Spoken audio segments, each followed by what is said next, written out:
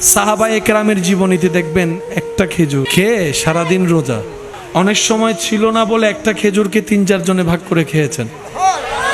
এবার আমাদের বিবেক বলে ছোট্ট একটা খেজুরের টুকরা মানুষের খিদা কি আর মিটাবে, এটা তো পেটের এক অংশও খুঁজে পাওয়া যাবে না। এটা হচ্ছে সাধারণ মানুষের চিন্তা, কিন্তু মুসলমানদের চিন্তা ভাবনা সবসময় একটু আপডেটেড থাকতে হবে, একটু স্ট্যান্ডার্ড রাখতে হবে। সেটা কি? নবী বলেছেন 5 জন আছে, খাবার আছে একজনের, তোমরা ভাগ করে খাও। এই ভাগ করে খাওয়ার ভিতর আল্লাহ এমন নিয়ামত, এমন বরকত দিবে, এক প্লেট খাইলে যতটুকু পেট ভরে, ভাগ করে খেলে তার চাইতে বেশি পেট ভরে যাবে। একজন আল্লাহর বান্দা বিপদে পড়ে আরেকজন আল্লাহর বান্দার কাছে কিছু টাকা ধার নিয়েছে। তো ধার নেওয়ার সময় বললেন, ভাই আমার বিপদ, কিছু টাকা আমাকে দাও, আমি ব্যবসা করে তোমাকে টাকাটা দিয়ে দিব। আর আপনারা জানেন আগের যুগের ব্যবসা ছিল নৌপথে। বলেন না ভাইয়া, কি পথে? নৌপথে। এত সুন্দর যোগাযোগ ব্যবস্থা ছিল। তখন সে দেনেওয়ালা ব্যক্তি জিজ্ঞেস করছেন, আপনি যে আমার থেকে টাকাটা নিচ্ছেন, কিছু জামিনদার তো লাগবে, কিছু তো জমা দিতে হবে, কিছু তো সাক্ষী লাগবে। তা আপনার সাক্ষী কই, জামিনদার কই, মর্টগেজ কই? সে আল্লাহর প্রেমিক বললেন, ভাই আপনাকে দেওয়ার মতো কিছু নাই আমার কাছে, সাক্ষী রাখার মতো কেউ নাই, তবে আমার আল্লাহকে জিম্মা রাখলাম। ঈমানের পাওয়ারটা দেখেন, আমার আল্লাহকে সাক্ষী রাখলাম। এই ভিন্ন ধরনের কথাটা দেনেওয়ালার অন্তরকে আনন্দিত করেছে, সাথে সাথে দিয়ে দিয়েছে। এবার উনি দীর্ঘদিন যাওয়ার পরে যখন সেই টাকাটা রিটার্ন করার সময় আসলো, উনি অন্য দেশে ব্যবসা করে নৌপথে আসার জন্য চেষ্টা করছে, কিন্তু উনি আসার আগেই নৌকা ছেড়ে দিয়েছে। টাইমে টাইমে পৌঁছানোর আর কোনো সুযোগ।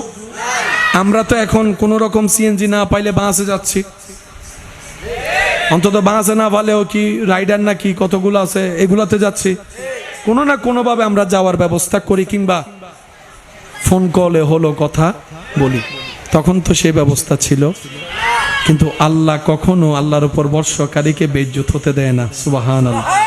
এবার সে ব্যক্তি কি করলেন, একটা কাঠ নিলেন, কাঠ নেওয়ার পর সেখানে সে টাকাটা রাখলেন যেটা ওই পাওনাদারকে দিতে হবে, এবং সেখানে কাগজে লিখে দিয়েছেন সমস্ত বিস্তারিত। ওই গাছটাকে আল্লাহর উপর ভরসা করে ছেড়ে দিয়েছেন। এবার আপনারাই বলেন, নদীতে যদি গাছ ছেড়ে দেয় কোন দিকে যায়, কেমন যায়? কারো কি কোনো হাত পা আছে? ডাইনেও যাইতে পারে, বামও যেতে পারে। ওইদিকে সে পাওনাদার নদীর ঘাটে এসে বসা, ওই নৌকা চলে এসেছে কিন্তু ব্যক্তিটা আসে। উনি মনে মনে চিন্তা করলেন, হাই কোন বাটপারের পাল্লায় পড়লাম, আল্লাহর নাম নিয়েও এত বড় বাটপারি। মনে মনে চিন্তা করছে, নদীর পারে বসে আছে। হঠাৎ করে সবাই চলে গেছে, কিন্তু উনি বসে আছে, ওনার আর বসা থেকে উঠতে ইচ্ছা করছে না।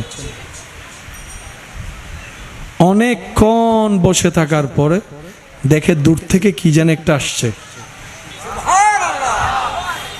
এই মানুষ, এতগুলা মানুষ ছিল, কারো অন্তরে সেই আশাটা জাগে নাই, ওনার অন্তরে আশাটা জাগলো যে জিনিসটা একটু কি দেখি, ভিন্ন রকম লাগতেছে, গাছের মতো লাগে, আবার উপরে জানি কি দেখা যাচ্ছে।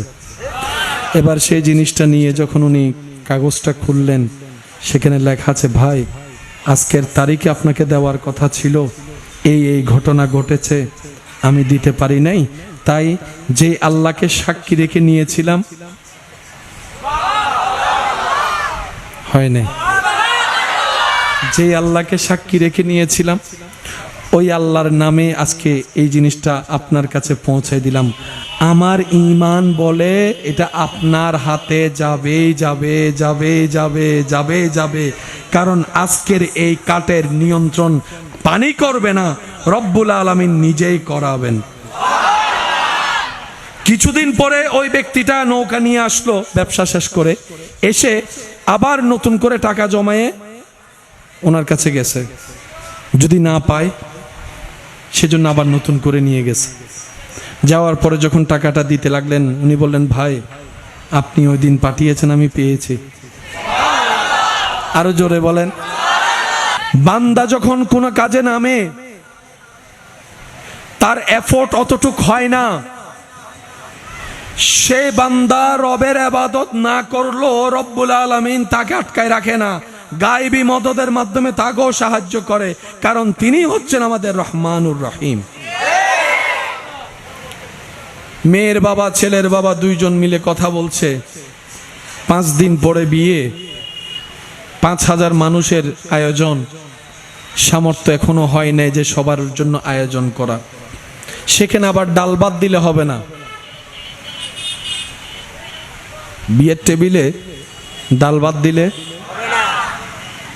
5 পদ 7 পদ 10 পদ 12 পদ আচারও লাগে বলে আজকাল। কথা বলেন না রে ভাই, আচারও দিতে হয়। আর কালাবুনা না দিলে, মুসলমান একটা না দিলে ইঙ্কি বিয়ে। আবার খাওয়ার পরে বলে একটা কি মিষ্টি মুখ, একটু জোরে বলেন না। কেমন জানি একটা অন্যরকম একটা চাপ সৃষ্টি হয়ে যাচ্ছে আমাদের উপরে। ট্রেডিশন রক্ষা করতে গিয়ে আসল তাই আমরা হারিয়ে ফেলতেছি। কথা বলেন ঠিক কি না? কেমন জানি সব দিকে দেখানো দেখানো একটা ভাব, প্রতিযোগিতার একটা ভাব। কে কার চাইতে কত দামি আইফোন কিনতে পারে, পালসার কিনতে পারে, রাজকীয়ভাবে ঘর বানাতে পারে। আফসোস আমাদের জন্য, আমরা ঠিকই জানি সুখ শান্তি ফোনের মধ্যে নয়, গাড়ির মধ্যে নয়, বাড়ির মধ্যে নয়, হৃদয়ের মধ্যে শান্তি আসতে হয়। আর সেই শান্তিটা একমাত্র রবের সাথে সম্পর্ক রাখলেই আসে। কথা বলেন ঠিক কি না? একজন স্বামী আরেকজন স্ত্রী সাধারণ কথা বলছে, কিন্তু সাধারণ কথাও কত বড় হয়ে যায় একটু খেয়াল করেন। স্ত্রী বলে উঠল, স্বামী গো, দরকার নাই সব জানি, কিন্তু টেনশন কইরেন না, আল্লাহ আছে। শব্দটা একটু মনোযোগ দিয়ে শ্রবণ করবেন। শুধু এতটুক বললেন, আল্লাহ আছে। স্বামী গো, টেনশন কইরেন না, একজন আছেন, তিনি কে? স্বামী গো, মন ছোট করেন না, আশেপাশে আত্মীয় স্বজন কেউ নাই আর কি, আসল মালিক তো আছে, আল্লাহ আছে, আল্লাহ আছে। ওরা বুড়া বুড়ি জমিনে বসে কথা বলছে, এই শব্দটা চলে গেল। রব্বুল আলামিন সাথে সাথে ফেরেশতাকে ডেকে বলে, ফেরেশতা, আমার এই বান্দার সামনে অনুষ্ঠান আছে, বিশাল আয়োজন, মেহমানদারি বরাবর না হলে আমার বান্দা লজ্জিত হবে, আর কেউ আমার নামের উপর ভরসা করে লজ্জিত হবে, আমি আল্লাহ সেটা হতে দিব না। কারণ বান্দার নামটা নিয়েছে আমার, ভরসাটাও আমার উপরে। আমার মতো একজন মালিক থাকতে আমার বান্দা লজ্জিত হবে, তা তো মানানসই হয় না। আমার মতো একজন গণী থাকতে আমার বান্দা ভিক্ষুক হয়ে থাকবে, তা তো মানানসই হয় না। আমি ইজ্জতদাতার উপর যে ভরসা করে সে বেইজ্জত হবে, তা তো আমি রব হতে দিব না। ফেরেশতারা, তোমরা স্পেশাল ভাবে খেয়াল রাখো তাদের যেন সবকিছু সুন্দরভাবে হয়ে যায়। এখন বাস্তবতা তো দুনিয়ায় কি হচ্ছে উপরের জনে জানে, উপর থেকে তো কি হচ্ছে সেটা দুনিয়ার মানুষ জানে না। সব আয়োজন চলতেই আছে, জ্বলতেই আছে।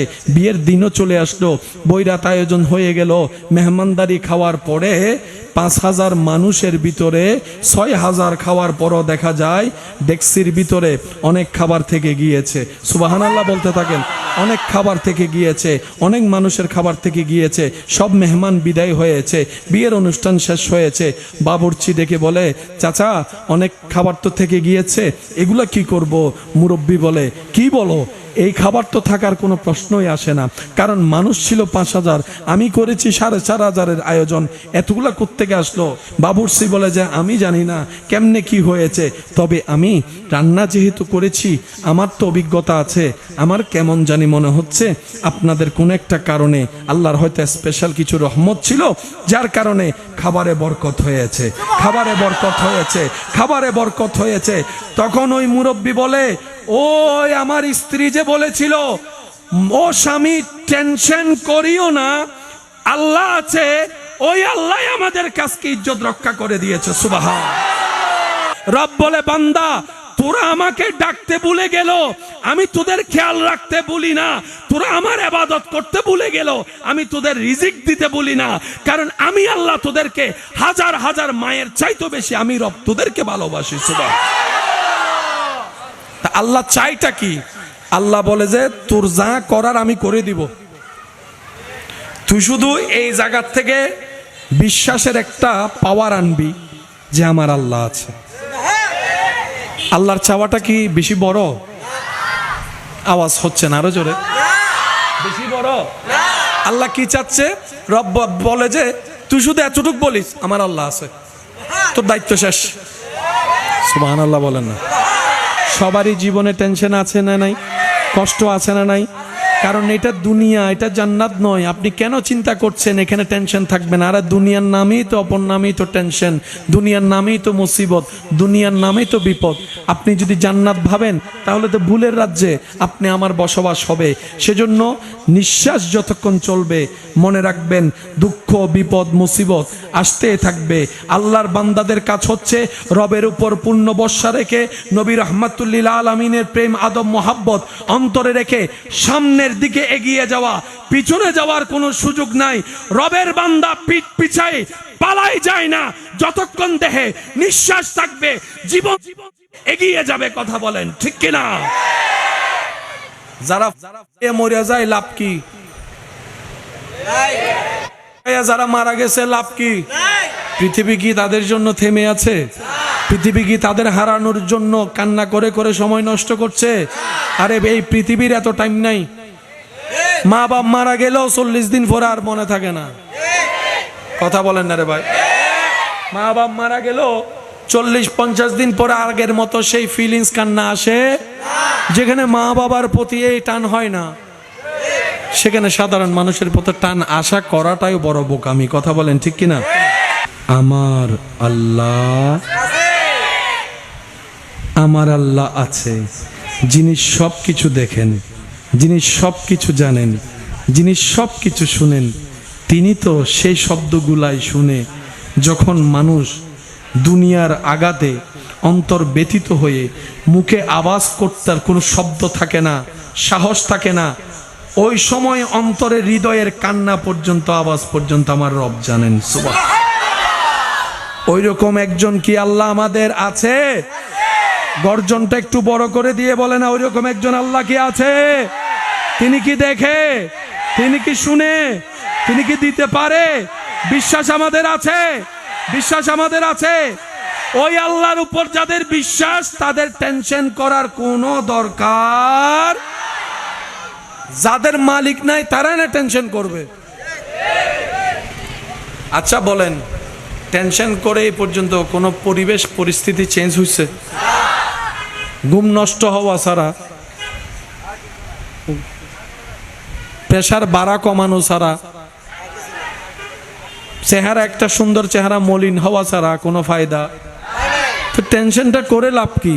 আপনি আমি টেনশন করলে ওইটা হবে যেটা রব চাইবে, আপনি আমি টেনশন না করলে ওইটাই হবে যেটা রব চাইবে। তো বান্দার কাজটাও ওইটাই, যে রবের মর্জিতে হাতে হাঁ বলা, নাতে না বলা। রব যেটা করে খুশি হবে বান্দা সেটা পেয়ে খুশি হবে, বান্দার টেনশনও চলে যাবে, জীবনও সুন্দর হয়ে যাবে। সুবহানাল্লাহ।